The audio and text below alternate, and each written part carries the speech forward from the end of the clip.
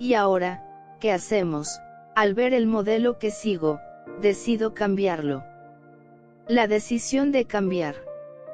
Una vez han llegado a este punto, la reacción de muchas personas consiste en levantar las manos al cielo, horrorizadas ante lo que podemos llamar el desastre de sus vidas, y renunciar a cualquier intento de hacer nada.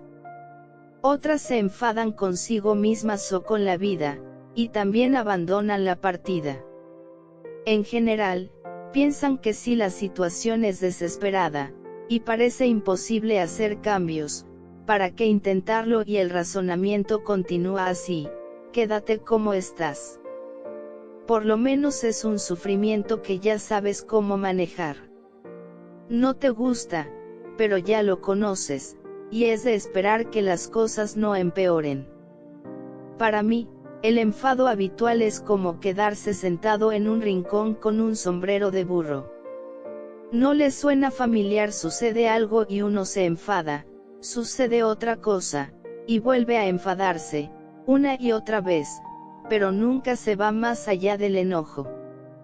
¿De qué sirve esto? Es una reacción tonta que desperdicie uno su tiempo sin hacer nada más que enojarse. También es negarse a ver la vida de una manera nueva y diferente. Sería mucho más útil preguntarse cómo es que uno va creando tantas situaciones enojosas. ¿Cuál cree usted que es la causa de todas estas frustraciones? ¿Qué es lo que usted emite, que genera en los otros la necesidad de irritarlo porque cree que necesita enojarse para conseguir lo que quiere?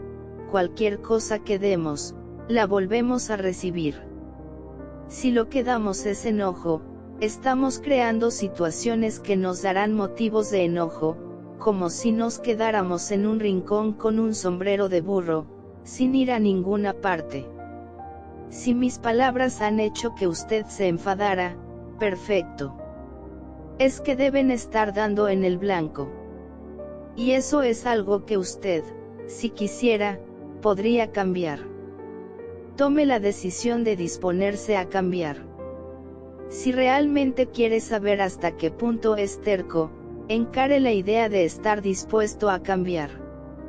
Todos queremos que nuestra vida cambie, que nuestra situación mejore, pero no queremos tener que cambiar. Más bien querríamos que cambiaran ellos. Para hacer que eso suceda, debemos cambiar nosotros interiormente. Debemos cambiar nuestra manera de pensar, nuestra manera de hablar, nuestra manera de expresarnos. Solo entonces se producirán los cambios externos. Este es el paso siguiente. Ya nos hemos dedicado bastante a aclarar cuáles son los problemas y de dónde provienen. Ahora es hora de disponerse a cambiar. Yo he sido siempre muy terca. Incluso ahora hay veces que, cuando decido hacer algún cambio en mi vida, esa terquedad aflora y refuerza mi resistencia a cambiar mi modo de pensar. Y puedo volverme temporalmente incoherente y, enfadada, refugiarme en mí misma. Sí, eso me sigue pasando después de tantos años de trabajo. Es una de las lecciones que he aprendido, porque ahora, cuando me sucede, sé que me encuentro ante un punto crucial en mi camino. Cada vez que decido hacer un cambio en mi vida, para liberar alguna otra cosa, tengo que profundizar más en mí misma. Cada uno de esos viejos estratos debe ceder para ser reemplazado por maneras de pensar nuevas.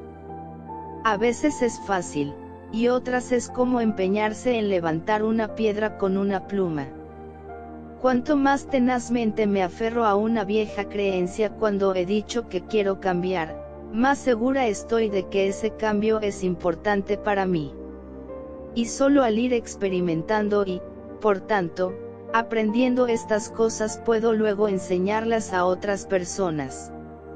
Estoy segura de que muchos maestros realmente buenos no nacieron en hogares felices donde todo era fácil, sino que han experimentado mucho dolor y sufrimiento, y han ido superando diversas vivencias negativas hasta llegar al punto desde donde, ahora, pueden ayudar a que otros se liberen. La mayoría de los buenos maestros trabajan continuamente para seguir liberándose, para hacer desaparecer limitaciones cada vez más profundas. Y eso llega a ser una ocupación de toda la vida. La diferencia principal entre cómo solía trabajar yo en esta labor de liberación de creencias y la forma en que lo hago hoy, reside en que ahora ya no tengo que enojarme conmigo misma para hacerlo. En estos momentos, ya no creo que sea una mala persona porque todavía encuentre en mí cosas para cambiar. La limpieza de la casa. El trabajo mental que hago ahora es como limpiar una casa. Voy recorriendo mis habitaciones mentales y examinando las ideas y creencias que hay en ellas. Como algunas me gustan, las limpio y las pulo, y hago que me sigan sirviendo.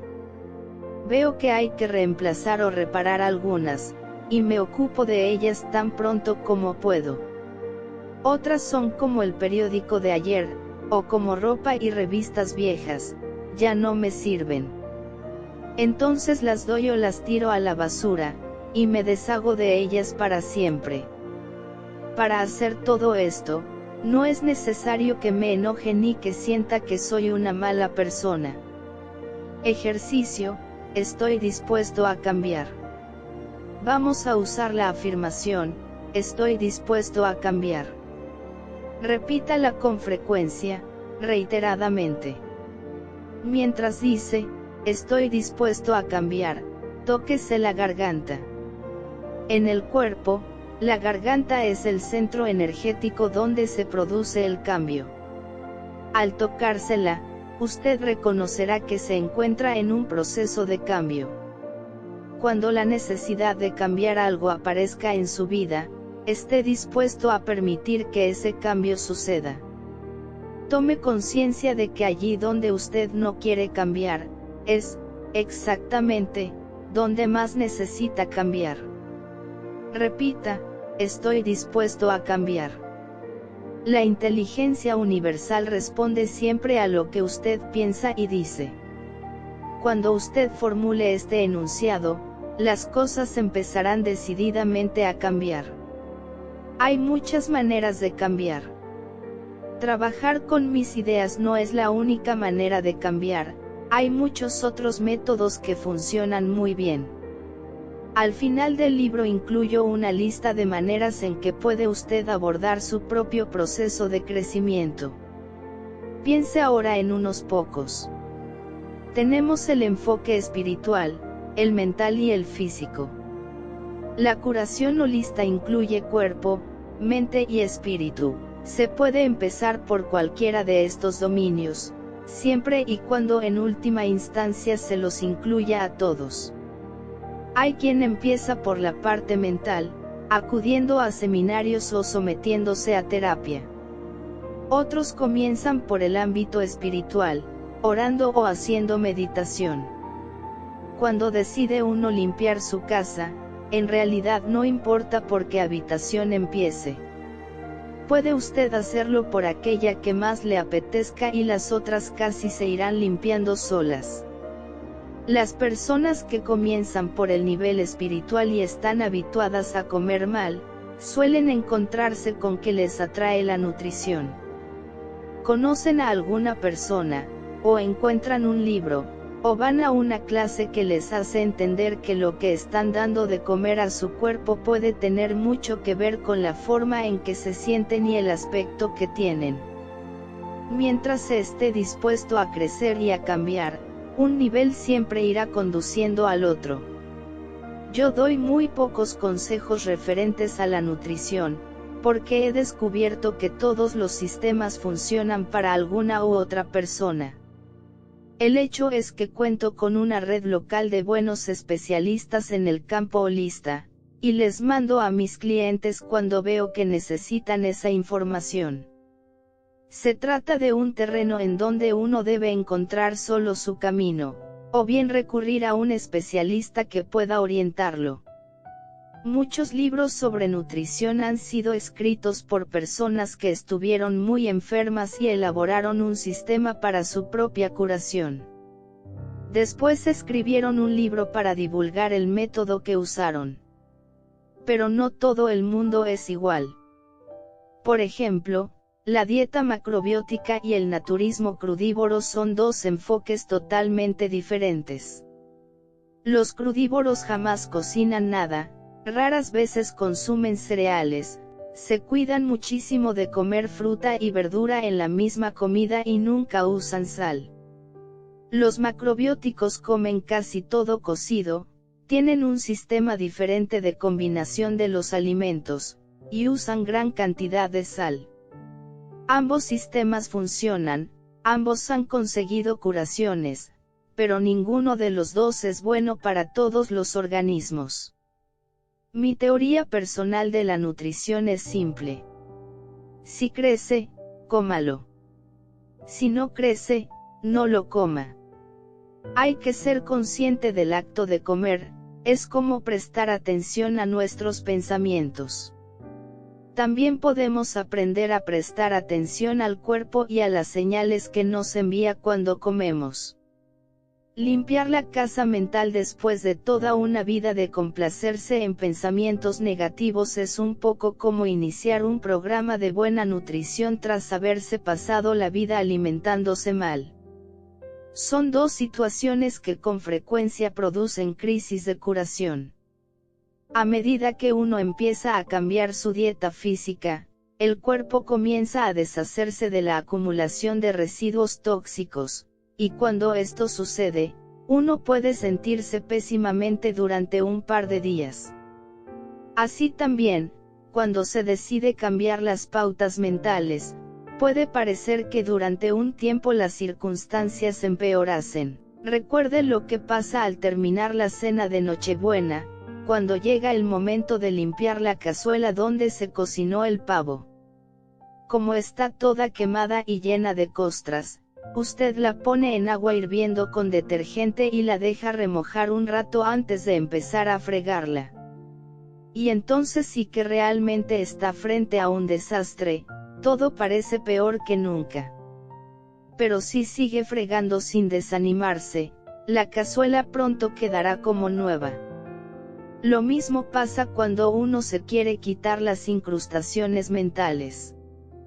Cuando las remojamos con ideas nuevas, todos los pegotes salen a la superficie y se ven más.